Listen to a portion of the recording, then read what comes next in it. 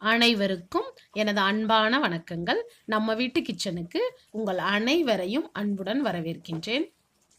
இன்றைக்கு நம்ம பார்க்க போகிற சமையல் குறிப்பு அருமையான க்ரீமியான க்ரீன் சிக்கன் எப்படி பண்ணுறதுன்னே பார்க்கலாம்.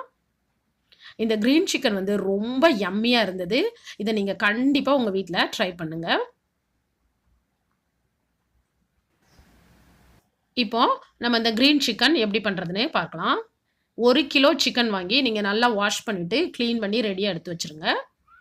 அப்புறம் வந்து தயிர் வந்து ஒரு 300 கிராம் நல்லா புளிக்காத தயிராக இருக்கட்டும். அப்புறம் வந்து 1/2 டீஸ்பூன் மிளகு பொடி எடுத்துக்கோங்க. தேவையான அளவு உப்பு.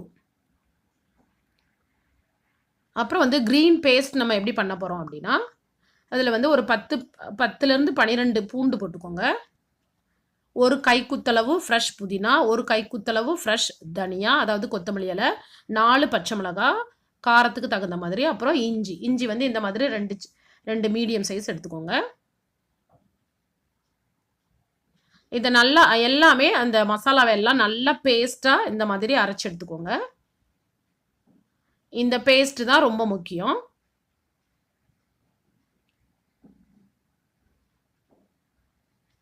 இப்போ நம்ம இதை நல்லா போட்டு மிக்ஸ் பண்ணிடலாம். அந்த மிக்சரில் உள்ள கொஞ்சம் மசாலா இருந்ததுன்னா அதில் தண்ணி ஊற்றி வச்சுக்கோங்க. நம்ம திரும்ப குக்கிங் டைம் யூஸ் பண்ணிக்கலாம். இப்போ மிளகு பொடியும் உப்பும் போட்டிருக்கேன்.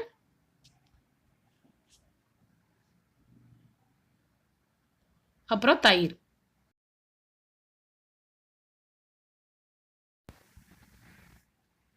இப்போ இது எல்லாமே நல்லா மிக்ஸ் பண்ணிடுங்க.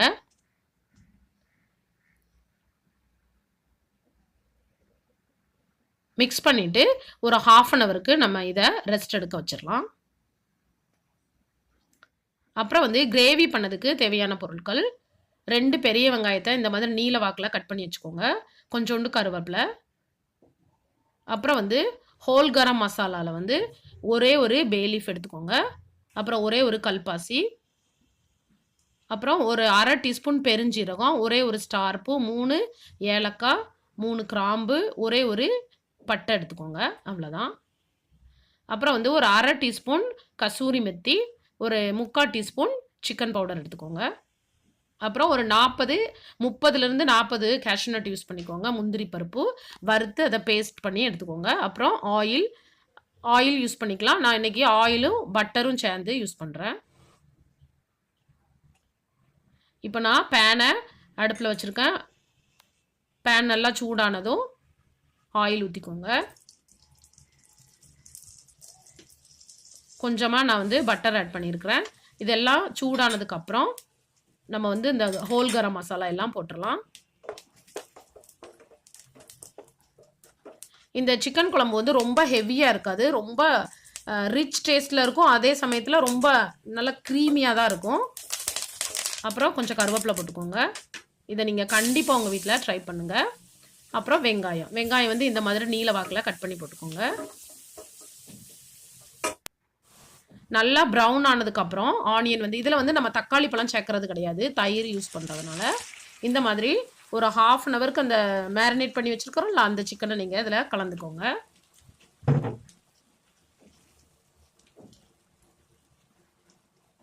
என்ன ஒரு அருமையான கலரில் வந்திருக்கு பாருங்கள். நீங்கள் கண்டிப்பாக புதினாவும் தனியாவும் ஒரு கைக்குத்தளவு யூஸ் பண்ணிக்கோங்க. இப்போ நம்ம இதை மூடி வச்சு அப்புறம் வந்து இந்த மசாலா அந்த மேரினேட் பண்ணி வச்சுருக்கிற பாத்திரத்தில் இருக்குல்ல, அதில் கொஞ்சமாக தண்ணி ஊற்றி நம்ம ஒரு 100 ml தண்ணி தான் ஆட் பண்ண போகிறோம். எக்ஸ்ட்ரா தண்ணி நீங்கள் எதுவுமே ஆட் பண்ணாதீங்க. 100லேருந்து அல்லது 75 ml தான். ரொம்ப கம்மியான அமௌண்ட் பாருங்கள். நான் அவ்வளோ கம்மியாக தான் ஊற்றிருக்கிறேன். இப்போ நான் வந்து மூடி வச்சு ஒரு 20 நிமிஷம் நீங்கள் நல்லா குக் பண்ணிக்கோங்க.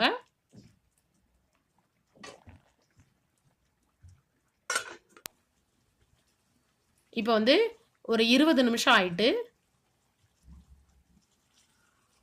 அந்த சிக்கனில் உள்ள கிரேவி,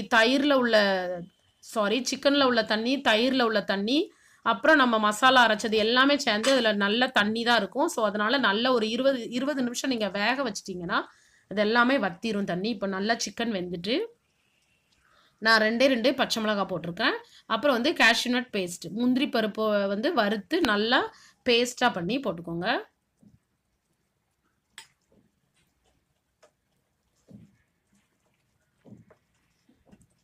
இந்த சிக்கனோட டேஸ்ட்டை வந்து நான் சொல்லவே முடியாது. அவ்வளோ ஒரு யம்மியாக இருக்கும். நீங்கள் கண்டிப்பாக ட்ரை பண்ணுங்கள். அப்புறம் வந்து எல்லா வெரைட்டியான ரைஸ் கூட நல்லாயிருக்கும் பாருங்கள். எவ்வளோ ஒரு திக்காக இருக்குன்னு பாருங்கள். நல்ல ஒரு அருமையான கலர் க்ரீனாகவே இருக்குது. ப்ளஸ் நல்ல திக்காக இருக்குது. கண்டிப்பாக நீங்கள் வந்து கேஷ்யூநட் பேஸ்ட் யூஸ் பண்ணிக்கோங்க. அப்படி இல்லை அப்படின்னா நல்ல திக்கான கோகனட் மில்க் யூஸ் பண்ணிக்கலாம். அப்படி இல்லைனா கசகசாவையும் யூஸ் பண்ணிக்கலாம். கசகசா பேஸ்ட்டையும் யூஸ் பண்ணிக்கலாம்.